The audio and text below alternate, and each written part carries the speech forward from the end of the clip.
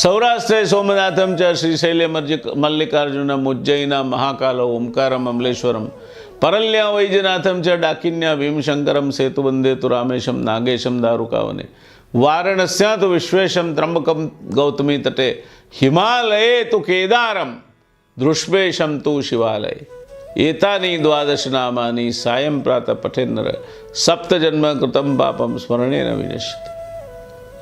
હિમાલયે તો કેદારમ. આજે આ કેદારનાથની વાત કરવી છે, કેદારનાથના જ્યોતિર્લિંગની વાત કરવી છે, ઉત્તરાખંડમાં આવેલા તીર્થસ્થાનની વાત કરવી છે, જ્યાં થોડાક વર્ષો પહેલાં ભગવાન મહાકાલે પોતાનું તાંડવ નૃત્ય કરીને લાખો લોકોને શિવલોકમાં પહોંચાડી દીધા હતા, તેની વાત કરવી છે. કેદારનાથના જ્યોતિર્લિંગ પાછળના મહાત્માની વાત કરવી છે. ટિહરી ગઢવાલ જિલ્લામાં કેદારનાથ આવેલું છે. 12 જ્યોતિર્લિંગમાંનું એક છે.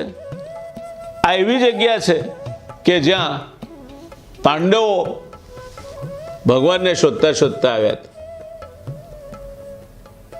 મહાભારતનો મહાવિનાશ થયો, ખૂબ મોટી ખુવારી થઈ, જાનહાની થઈ, ત્યારે એ યુદ્ધ જીત્યા તો ખરા પાંડવો, પણ જીત્યા પછી એમાં કંઈ હારાવાટ ના રહી. એમના મન ઉદ્વિગ્ન થઈ ગયા, વૈરાગ્ય આવી ગયો સંસાર પરથી. અમને લાગ્યું કે આ પાપ થયું છે આપણાથી, પાપનું પ્રાયશ્ચિત કરવું જોઈએ. જો આપણે પણ આટલી મોટી મહત્વાકાંક્ષા ના રાખી હોત, આને અભિમાનનો પ્રશ્ન ન બનાવ્યો હોત, લોભ અને લાલસાથી ખેંચાઈને આપણે રાજગાદી માટે આકર્ષિત ન થયા હોત, તો આપણે આ દુનિયામાં આવ્યા છીએ તો ઈશની ઉપાસના માટે, એ નહીં કરીને આપણે નિમિત્ત તો નિમિત્ત. પણ કૃષ્ણએ કહ્યું છે તારું કામ છે, તું તારું કામ કર્યા કર. કામ કર્યું, તો કામ કર્યા પછી જે ઉદ્વેગ થયો, એ ઉદ્વેગમાંથી મુક્તિ મેળવવા માટે પાંડવો આવ્યા કાશી વિશ્વનાથના શરણમાં. ભગવાન કાશી વિશ્વનાથને ખબર પડી કે મહાનુભાવો આવી રહ્યા છે અને આટલા મોટા નરસંહારના રક્તથી જ એમના હાથ રંગાયેલા છે, મારે મળવું નથી એમને, એટલે જતા રહ્યા હિમાલયમાં. પાંડવો અટક્યા નહીં. પાંડવો પણ એમનો પીછો કરતા કરતા કરતા હિમાલયમાં ગયા. લગભગ એ પહોંચવા થયા તો ભગવાને નંદીનું સ્વરૂપ ધારણ કરી લીધું અને નંદી સ્વરૂપે એ બેસી ગયા. બીજા કોઈને તો ખબર નહીં પડી, પણ ભીમસેન શંકરનો પરમ ઉપાસક હતો. એને તરત ખ્યાલ આવી ગયો કે આ ભગવાન શંકર જ છે, બીજું કોઈ નથી. એટલે દોડીને એણે એનું પૂંછડું પકડવા પ્રયત્ન કર્યો તો આ નંદી ત્યાંથી છલાંગ મારીને જતો રહ્યો. ભગવાન અદ્રશ્ય થઈ ગયા, પણ પાછળ એક ખરીનું નિશાન મૂકતા ગયા, એ પ્રતિનિધિ તરીકે કે ના, આ સ્વયં ભગવાન શિવ પોતે હતા. અને ત્યારે એ જગ્યાએ, એ મંદાકિની નદીના કિનારે રુદ્રપ્રયાગ જિલ્લામાં આ ધામ એ નંદીની ખરીના નિશાન રહી ગયા. એ કારણથી એ પવિત્રતા, એ જગ્યા પવિત્રતાને પામી. ત્યાં આ જે શિવલિંગ ઊભું છે, આદિ શંકરાચાર્ય અહીંયા તપશ્ચર્યા કરી હતી અને સૌથી પહેલાં શિવલિંગની સ્થાપના એમણે કરી હતી એવું કહેવાય છે. અને આ સ્થાન આજે 12 જ્યોતિર્લિંગોમાં એક સ્થાન પામ્યું છે. મંદાકિની નદીના કિનારે ઉત્તરાખંડમાં આવેલી આ જગ્યા અતિ પવિત્ર તીર્થ ગણાય છે. સાક્ષાત શિવનો ત્યાં વાસ છે એવું માનવામાં આવે છે. આ એવી દુર્ગમ જગ્યા છે કે જ્યાં વાતાવરણના વિષમ પલટા થતા રહે છે. આપણે જોયું થોડાક વર્ષો પહેલાં તો ભયંકર વાદળ ફાટ્યા અને પૂર આવ્યું ને એમાં લાખો લોકો તણાઈ ગયા, મોટી જાનહાની થઈ. પણ એ બધું થયું એ દુઃખની વાત છે. આજે પણ જ્યારે હું વાત આપને કરી રહ્યો છું ત્યારે ખરા દિલથી આ આત્માઓને હુતાત્માઓ ગણીને શિવના દરબારમાં એમનો વાસ થાય અને જેમણે પોતાના જાન ગુમાવ્યા છે એમની મુક્તિ થાય એ પ્રાર્થના આપણે ભગવાન શિવ સમક્ષ કરીએ. પણ બીજી એક વાત પણ સમજીએ, ઈશ્વર છે કે નહીં એ તો કોઈને ખબર નથી. અંગ્રેજીમાં અમારે એક કવિતા આવતી, who has seen the wind neither you nor I, but when the trees bow down their heads, the wind is passing by. Who has seen the wind? પવન કોણે જોયો છે? Neither you nor I, મેં કે તમે કોઈએ નથી જોયો. But when the trees bow down their heads, પણ જ્યારે ઝાડવા પોતાનો ડાળખીઓ લહેરાવે છે, મસ્તક નમાવે છે, ત્યારે the wind is passing by, એ પવન ત્યારે પસાર થાય છે. ઈશ્વરનું પણ એવું છે. ઈશ્વરને કોઈએ જોયો નથી, નિરંજન નિરાકાર છે. પણ ઈશ્વર છે એની પ્રતીતિ ક્યારેક થાય છે, એની પ્રતીતિ જ્યારે આવું મહાવિનાશક પૂર આવ્યું ત્યારે એ પૂરમાં ચમત્કારિક રીતે એક શિલા આડી પડી ગઈ અને એ શિલાના કારણે ભગવાન કેદારેશ્વરનું મંદિર બિલકુલ જેમનું તેમ રહ્યું. એટલું જ નહીં, પણ જે યાત્રાળુઓએ કેદારેશ્વરના ચરણમાં શરણ શોધ્યું એ પણ બચી ગયા. આને ચમત્કાર માનો હોય તો ચમત્કાર માનો. આધુનિક વિજ્ઞાનવાળા એમ કે આ તો એવી ઘટના છે, અકસ્માતે આવું થઈ ગયું એવું માનો, પણ ભગવાનનું મંદિર હેમખેમ રહ્યું શ્રદ્ધાળુઓ મારા તમારા જેવા માટે એ મોટી વાત છે. આ જગ્યામાં હવામાન એટલું વિષમ થઈ જાય છે કે કાર્તિકી પૂર્ણિમા પછી ભગવાનને ત્યાંથી નીચે લઈ આવે છે. ઉખીમઠ કરીને જગ્યા છે અને ઉખીમઠમાં લઈ આવે છે અને ત્યાં પછી એની પૂજા અર્ચના થાય છે. એ ઉખીમઠ એ કેદારખંડમાં આવેલું છે અને કેદારખંડમાં છે માટે આ જ્યોતિર્લિંગનું નામ કેદારના ઈશ્વર, કેદારખંડના ભગવાન, કેદારખંડના માંદાતા, કેદારખંડના રાજા એટલે કેદારેશ્વર એ નામથી આપણે ભગવાન મહાદેવને તે ઓળખીએ છીએ. એક બીજી પણ વાત છે, શિવપુરાણમાં આનો ઉલ્લેખ છે.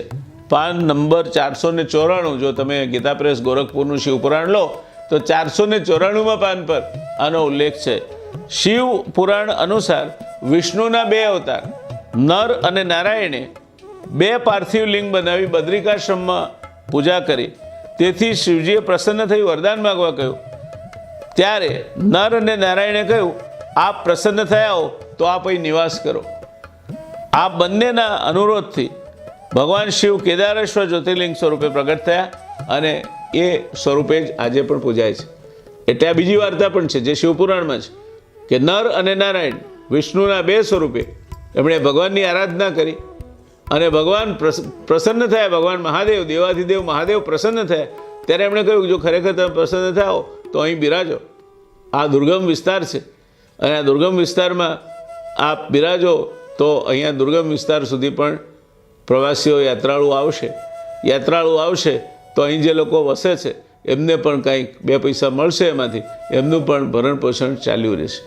કીડીને કણ, હાથીને મણ ભગવાન હંમેશા આપે છે અને ભગવાન કોઈને ભૂખ્યા સુવા નથી દેતો. એને એક નાની વાત મારી માં કહેતી હતી તમને કહેવી છે. એક દિવસ ભગવાન શંકર અને પાર્વતીમાં એક એને કહેવાય ને હોડ થઈ. પતિ પત્નીમાં ક્યારેક આવી મીઠી નોકઝોક થતી હોય છે. પાર્વતીજીએ કહ્યું કે આ શંકરને આપણે શીખવાડવું છે એ કેટલા સાચા છે ને કેવા ભગવાન છે બતાવી દેવું છે. એટલે એમણે એક નાની ડબ્બી લીધી, ડબ્બીમાં એક કીડી પૂરી દીધી અને એને મૂકી રાખી. હવે ભગવાન પ્રસાદ લેવા બેઠા એટલે પાર્વતીજી એમણે પ્રસાદના 2 કોળિયા મોંમાં મૂક્યા પછી પૂછ્યું, ભગવાન બધા તમારા પૃથ્વી ઉપર બધા જીવો બધા જમી લીધા, આપ તો બધાને જમાડીને જમો છો, તો બધા જમી લીધું ને?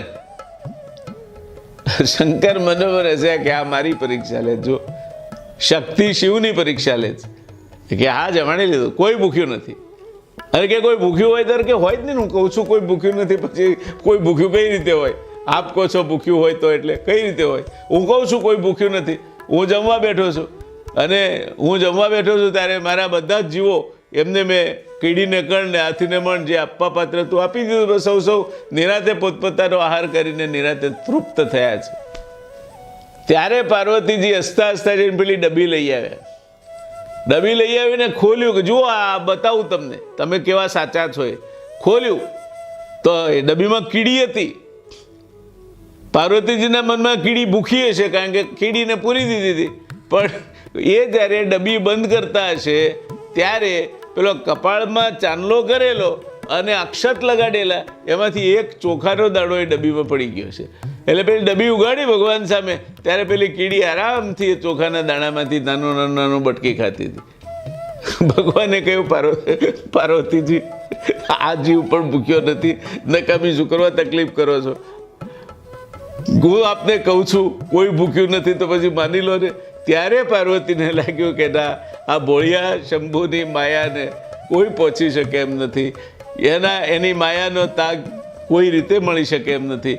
જો શક્તિ અર્ધાંગના છે જેમની, એવા અર્ધનારીશ્વરની લીલાનો ત્યાગ, એની વાતો, એની રચના જો એની પત્ની તરીકે માં ગૌરી ન સમજી શકતા હોય, માં શક્તિ ન સમજી શકતી હોય, માં કાલી ન સમજી શકતી હોય, તો હું ને આપ તો માણસ છીએ. આપણે એ લીલાનો તાગ સમજવાની જરૂર નથી. ભક્તિ ત્યારે જ શરૂ થાય છે જ્યારે આ પ્રકારના શંકા કુશંકા ઊભા કરતા પ્રશ્નો પૂછવાનું બંધ થાય છે. ભગવાન શિવ છે કે નહીં? ભગવાન શિવ હોય તો કેમ આમ કરે છે? અરે બધું છે ભાઈ. ભગવાન શિવ છે એમ માનો અને એને શિવ તરીકે સ્વીકારીને તમે કોઈ નાના કાંકરામાં પણ જો ધ્યાન કેન્દ્રિત કરીને એને શિવ તરીકે પવિત્રતાથી પૂછશો, ભોળિયાનાથ તમારા હાજરા હાજર છે. હંમેશા ઈશ્વરની આરાધનામાં લીન રહો. આ તો મહિનો શંકરના આરાધના માટેનો છે. હવે પછી ગણપતિ બાપ્પા આવશે અને ત્યાર પછી આવશે યા દેવી સર્વભૂતેષુ શક્તિ રૂપેણ સંસ્થિતા નમસ્તસ્ય નમસ્તસ્ય નમસ્તસ્ય નમો નમઃ. આ આખો ગાળો જેવો છે. અને આ બધાની વચ્ચે જેમને સ્વર્ગલોકમાં ઉત્તમ સ્થાન મળે એ માટે આપણે હંમેશા કામના કરીએ છીએ. આપણા પિતૃઓનો 15 દિવસનો સમય, 16 દિવસનો સમય આવશે, શ્રાદ્ધ પક્ષ આવશે. જે પિતૃઓ જેમનામાંથી આપણો પિંડ બંધાયો છે, જે પિતૃઓ જે મારા માટે ભગવાનથી પણ વધારે પવિત્ર છે, એ પિતૃઓનો મહિનો પણ આવશે. આ સમય જ ભક્તિનો છે. આ સમય જ રાગદ્વેષ ભૂલવાનો છે. આ સમય જ નિજાનંદની મસ્તીમાં મસ્ત રહેવાનો છે. આ સમય જ ઈશની આરાધનામાં ખોવાઈ જવાનો છે. અને તો દિવાળીના દીવા દેખાય ત્યારે તમારા અંતરમાં પણ દીવાનું અજવાળું થયું હશે. અને નહીં થાય, અમાવાસ્યાના દાડે દીવા પ્રગટાવીએ છીએ આપણે. એટલા હાટું તો ગમે તેવી અમાવાસ્યા હશે, ગમે તેવી નિરાશા હશે, તો આશાનો દીવો પ્રગટાવનાર તો પેલો ભોળોનાથ બેઠો છે તે. શંભુ શરણે પડી કરું વિનંતી, એની તમે શરણે પડી અને વિનંતી કરો તો બધા દુઃખ કપાઈ જશે. દયા કરશે, તમારા દુઃખના બદલે સુખ આવી જશે. અને કંઈ નહીં થાય તો મનની શાંતિ તો આવશે જ, જે આજકાલ બહુ મુશ્કેલ છે. તો ભગવાન શંભુ, ભગવાન ભોળોનાથ આપ સૌને ફળે, આપ સૌની આરાધનાને બળ મળે, આપ સૌની ઈશ્વરમાં શ્રદ્ધા વધુ બળવત્તર બને, આપ સૌનું ક્ષેમ, કલ્યાણ અને કુશળ થાય, એ ભાવના સાથે ઓમ નમઃ શિવાય, ઓમ નમઃ શિવાય, ઓમ નમઃ શિવાય.